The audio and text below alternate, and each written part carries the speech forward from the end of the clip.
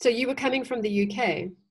Yeah, I came from the UK via Dubai. Okay. And did you have any issues when you were checking in the UK about Nope. coming to South Africa? No, they didn't ask anything at all. Nothing at all. Okay. And you were on a British passport with South African residency? Yeah, British passport with South African permanent resident. Permanent residency. And when you got to South Africa, did they take the plane and put it on a separate runway? What actually happened? No. I'll tell you exactly what happened, so that then everybody knows. You know, basically what happened is you land as normal, and the doors open normal, and you come off as normal, and you're coming down before you go down the escalators to where you hand your passports in. At the top of the stairs there are 3 or 4 people, South African Army medical staff. And there's one sits in front of a computer, and they test your basically your temperature by you're looking at the screen. You take your glasses off, you look at the screen. That's the one way. And then the other 2 queues, so there's 3 queues, I think it is. There's South African ID, temporary residents, permanent residents, and then there's the international queue. So there's like 2 lanes you go down. I went down the lane with the South Africans, and I stood in front of the computer, took my glasses off, and there's a lady stood there with a set of forms, and the lady shouts out from the computer to the lady with the 32.4. That's what the temperature is. So she writes it on this piece of paper, and then you take that piece of paper and you go just to above where the escalators are. There's like an area there with some desks, and you complete the form. Its name, you know, local details and whatever, where you've come from, where you've been to, countries you visited, and all that type of stuff. But just going back a little bit further, on the right hand side, one not with a computer screen, there are guys there with things which they put onto your forehead to test your temperature.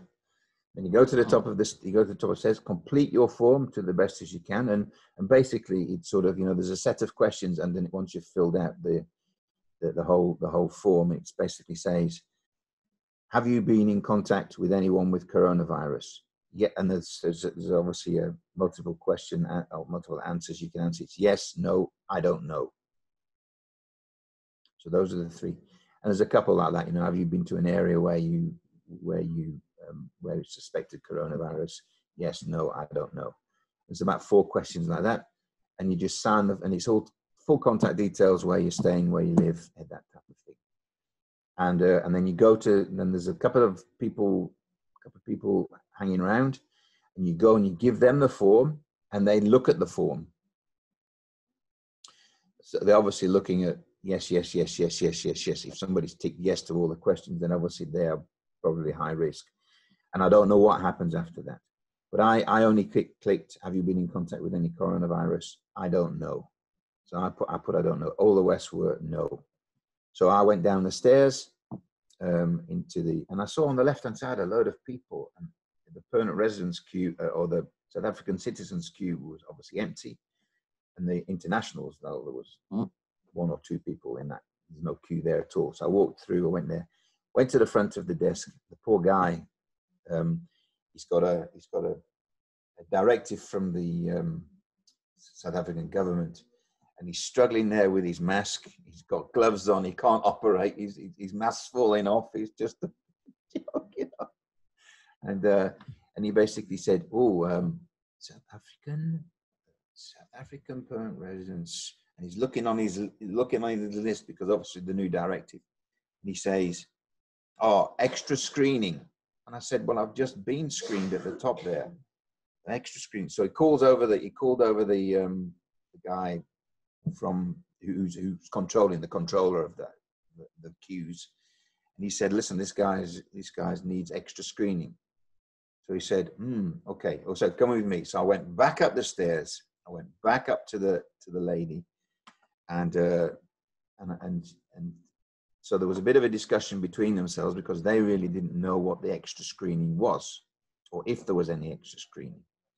And basically, the lady, he got hold of the lady, and eventually the South African medical services captain that was there, and she basically said, "No, we're just informing them that if they've come and they get symptoms, they must get tested, but they should self-quarantine for 14 days." And so the guy in charge of the booths where people check in came back down with me, took me to the front of the queue. Yes, he's okay. Send him through, boof, and away I went. That was the only thing there. But he did say to me, he said, if you see the queue on the left there, sir, that is all the people that have been denied entry into the country. And there must have been a queue of about 30 people. I don't know what they were doing, but there was some, obviously. So it was quite interesting. So do you think that those people will they just ship them onto flights and tell them to go home if there are flights? I don't know, unless they test them, you know, and put them into some quarantine hotel. I'm not sure what would happen after that. And you are under self-isolation now for 14 days. Yeah, I'm under I mean, you know, I said to her, what else should I do? She said, nothing. If you get the symptoms, just call up the thing, you know. I said, well, what about masks? She said, yeah, well, if you've got a mask. I said, well, where do you get them? She said, you buy them. I said, where do you buy them? She said, no idea. I think they were all like the sanitizer, you know, no idea at all. So it was just a little bit of confusion, but it was well handled, you know. They were very, you know, it's just that when all those people come off the plane, you know, and the plane wasn't very full either, you know, everybody had their own 3 seats. So, you know, the queues weren't bad, but it was obviously just a little bit of, because he was still looking through his piece of paper to find out what the regulations were, perhaps lack of briefing, I'm not sure. So got my cases and walked through. Customs are all there, everybody there. A couple of people with masks on, not everybody with masks on. And, you know, just a few signs around about what to do, you know, about the coronavirus and that type of thing. So.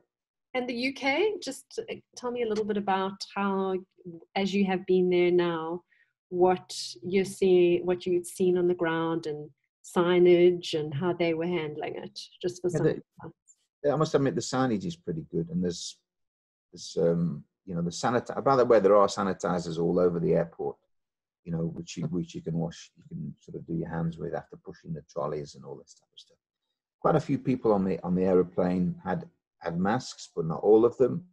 And oft, you know, washing. You can see them visibly washing their hands, sanitizers, and that type of thing. In the UK, it's the same there as well. Exactly, there's quite a few hand sanitizers around, quite a few signs around on the electronic boards about where you go. And you look on the departures lists, all the things that have cancelled, you know, all the flights that have cancelled and all this type of stuff. So sorry, that's Wanda in the background, my wife. She's also self-isolating with me and working from home. So, and so, yeah, but there doesn't seem to be so much of a hype in the UK. They seem to be doing it systematically, from what I can see. You know, I mean, when I came in from France, there was nothing. There was just the signs there and the hand sanitizers, and there was nothing. In Switzerland, there was the same. So they just seem to be more relaxed about the whole thing, which could be a good thing, which also could be a bad thing. I mean, because obviously the health system is quite a bit better here, and I don't think people will want to, you know, they don't want our mass people to get this disease, so that's why they're probably doing it as they are. But yeah, no, I mean, I missed France. There was a lockdown a couple of days after I left. Switzerland, everybody's self-isolating at home, so it's pretty serious over there, but you don't see it, if you know what I mean. But, well, I didn't see it. You know, supermarkets were exactly the same here. Toilet rolls, pasta, stuff that, you know, nothing there. But yeah, life goes on. My brother's a Zumba instructor, and he's had all these classes cancelled. He can't do that in closed spaces. All the community centres have closed. So a lot of the doctor's surgeries have closed. So. And for you here with your English language school, everything closed? Everything, yeah. Well, because we're part of the Department of Higher Education and Training, one of the recognised colleges, further education colleges, is a directive went out that everybody had to close by today or tomorrow, or whatever. So we've lost all our future bookings. Obviously, we're just in the process of now contacting them. And we're offering online courses now for our students that have still got time with us. So we've got a couple of teachers going into school to do online Zoom lessons with those students, but they can only really do 6 people. They can't really do more. The classes are normally about between 10 and 12. So we're having to keep those going to try and fulfill our commitment to those students. A lot of them, some of them understand, some of them are not particularly understanding. But then again, that's the government, that's the law now, so we can't do anything about that.